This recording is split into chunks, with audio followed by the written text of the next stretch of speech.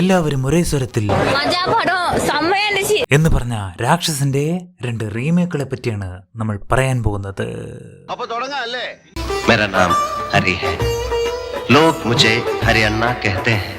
ചുമ്മാ ഇരുന്ന് ബോറടിച്ച് തലയ്ക്ക് ഭ്രാന്തായപ്പോൾ സിനിമ കാണാൻ വേണ്ടി TV ഓണാക്കിയ എന്റെ മുമ്പിലേക്ക് അതാ വന്ന് നിൽക്കുന്നു ഒരാൾ. അല്ല, ഇത് ആര്? നമ്മുടെ രാക്ഷസൻ തമ്പിയല്ലേ? ആര്? രാക്ഷസൻ തമ്പി. അങ്ങനെ കുറച്ചു നേരം സിനിമ കണ്ടുകൊണ്ടിരുന്നപ്പോൾ സ്ക്രീനിൽ ഈ ചേട്ടൻ വന്ന് നിൽക്കുന്നു. അങ്ങനെ ഇത് ആരാണെന്ന് അറിയാനായിട്ട് ഞാൻ എന്റെ വീക്ഷണകോണകത്തിലെ റിസർച്ചിലൂടെ സംഘത്തലവനെ കണ്ടുപിടിച്ചു. He's mister Vellamkonda Sreenivas. അപ്പൊ ആക്ച്വലി ഇത് രാക്ഷസന്റെ തെലുങ്ക് റീമേക്കായ രാക്ഷസുടുവാണ്.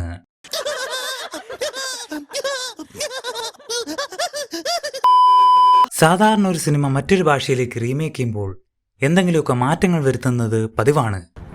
ഫോർ എക്സാമ്പിൾ, മണിച്ചിത്രത്താഴിലെ ചായക്കപ്പ് സീൻ മലയാളത്തിൽ ലാലേട്ടൻ ജനാലയിൽ കൂടി ഒരു ചാട്ടം ചാടി വന്ന് കപ്പ് തെറിപ്പിക്കുന്നു. അത് തമിഴിലേക്ക് വന്നാൽ രജനി അണ്ണൻ ഡിങ്കനെ പോലെ പറന്നു നിന്ന് കപ്പ് തെറിപ്പിച്ച് ഫ്ലിപ്പടിച്ച് വന്ന് നിൽക്കുന്നു. ഈ മാറ്റങ്ങളുടെ കാര്യത്തിലേക്ക് വന്നാൽ നമ്മുടെ രാക്ഷസുడు വളരെ വ്യത്യസ്തനാണ്.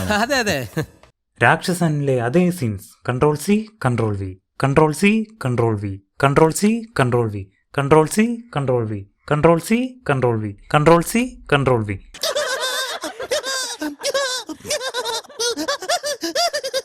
എന്തിന്?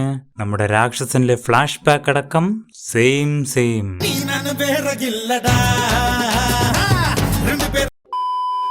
അതുകൊണ്ട് തന്നെ ഈ സിനിമയെ പറ്റി കൂടുതലായിട്ടൊന്നും പറയാനില്ല.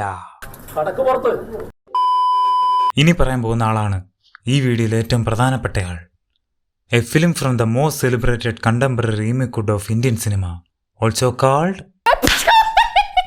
അതെ, രാക്ഷസന്റെ ഹിന്ദി റീമേക്കായ കട്ടളപ്പുട്ട്. അല്ല, കട്ട്പുട്ലി. ആരുടെ പേരെ കിടന്ന. സിനിമയിലേക്ക് വന്നാൽ ഇതിൽ നമ്മുടെ നായകൻ വേറെ ആരുമല്ല, നമ്മുടെ എല്ലാം പ്രിയങ്കരനായ രോമാഞ്ച കഞ്ചുകനായ കുന്തിരിക്ക കൽക്കണ്ടമായ അക്ഷയ് അണ്ണൻ. ഇതിൽ നമ്മുടെ അണ്ണനെ പറ്റി പറയാനാണെങ്കിൽ അനീതി കണ്ടാൽ എതിർക്കുന്നവൻ, ഗർഭിണിയായ സ്ത്രീയുടെ ഷൂലേസ് കെട്ടിക്കൊടുക്കുന്നവൻ, ആദ്യ കാഴ്ചയിൽ തന്നെ നായികയോട് പ്രണയം തോന്നുന്നവൻ, ഇവളെയും കൊതിപ്പിച്ച് കടന്നു കളഞ്ഞാലാ, നായികയെ സ്റ്റോക്ക് ചെയ്യുന്നവൻ. സ്റ്റോക്കിംഗ് ഒരു ക്രൈമാണെന്നും അറിയാം, അതിലിട്ട് പൈസ പോയിട്ടുണ്ടെന്നുമുള്ള കോമഡി തൽക്കാലം ഞാൻ നിരോധിച്ചിരിക്കുന്നു സുഹൃത്തുക്കളെ. കുറച്ചു കഴിഞ്ഞപ്പോൾ സ്വാഭാവികമായും നായികയ്ക്കും നായകനോട് ഇഷ്ടം തോന്നുകയാണ്. ഇത്രയൊക്കെ ആയ സ്ഥിതിക്ക് ഒരു ഡ്യൂറ്റ് സോങ് കൂടെ അങ്ങ് വെച്ചൂടെ?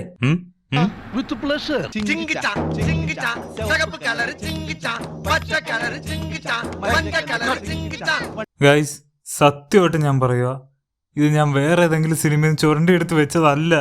ഈ സിനിമയിൽ നായകന്റെ ചേട്ടന്റെ മകളെ തട്ടിക്കൊണ്ടു പോകുന്നതിന് മുമ്പ് വെച്ച സോങ് ആണിത്, അല്ലേ അക്ഷയണ്ണ? And the director was like, duet song കണ്ട് നീയൊക്കെ മനസ്സ് മടുത്തിരിക്കുമ്പോ ഞാൻ ആ ക്രിസ്റ്റഫറിനെ കൂടി അങ്ങ് ഇറക്കി വിടും. യെസ് ഗൈസ്, പേ പിടിച്ച പട്ടിയുടെ വാലിൽ ഞണ്ടിറുക്കിയതുപോലെ കിടന്നമർന്ന ഇവനാണ് നമ്മുടെ Christopher. I mean chota Christopher. അപ്പൊ പടത്തിലേക്ക് വന്നാൽ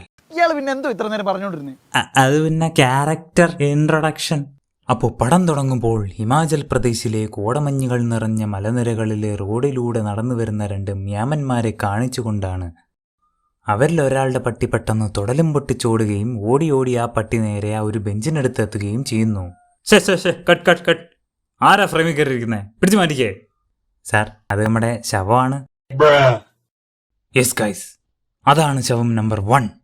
താഴെ വെച്ചാൽ ഉറുമ്പരിക്കും, തലയിൽ വെച്ചാൽ പേനരിക്കുമെന്ന് കരുതി താഴത്തും തലയിലും വെക്കാതെ ആ ബെഞ്ചിലിരുത്താൻ കാണിച്ച കില്ലറുടെ ആ മനസ്സ് നമ്മൾ കാണാതെ പോകരുത്.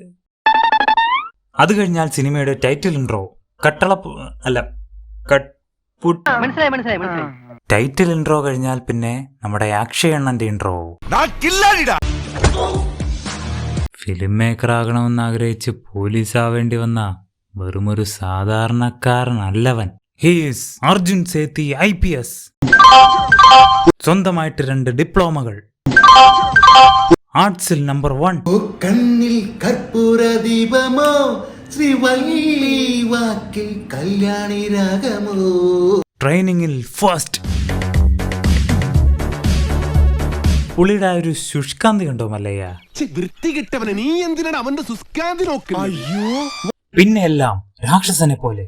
കേസ് വരുന്നു, പാവ വരുന്നു, അന്വേഷിക്കുന്നു, അതിനിടെ ലവ് വരുന്നു, ഇമ്പരാജ് വരുന്നു, പെങ്ങളമോളെ തട്ടുന്നു, കരയുന്നു, ക്രിസ്റ്റഫറിനെ കണ്ടുപിടിക്കുന്നു, അവസാനം പടവും തീരുന്നു. അയ്യോ കഴിഞ്ഞില്ല ഇനി കുറേയുണ്ട്. ഇതിനിടയിൽ പറയാൻ വിട്ടുപോയൊരു ക്യാരക്ടറുണ്ട്, നമ്മുടെ സീനിയർ ഓഫീസർ. രാക്ഷസനിൽ മോന്ത പിടിച്ച് ഫിത്തി തേക്കാൻ തോന്നിയെങ്കിൽ ഇവിടേക്ക് വന്നാൽ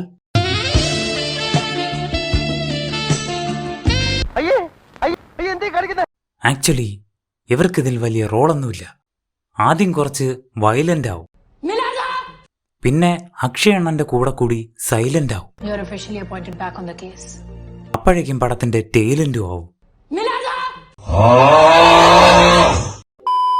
മോനെ ക്രിസ്റ്റഫറിനെ പറ്റി ഒന്നും പറഞ്ഞില്ലല്ലേ? അവനെ പറ്റി ഞാൻ പറയുന്നുണ്ട്.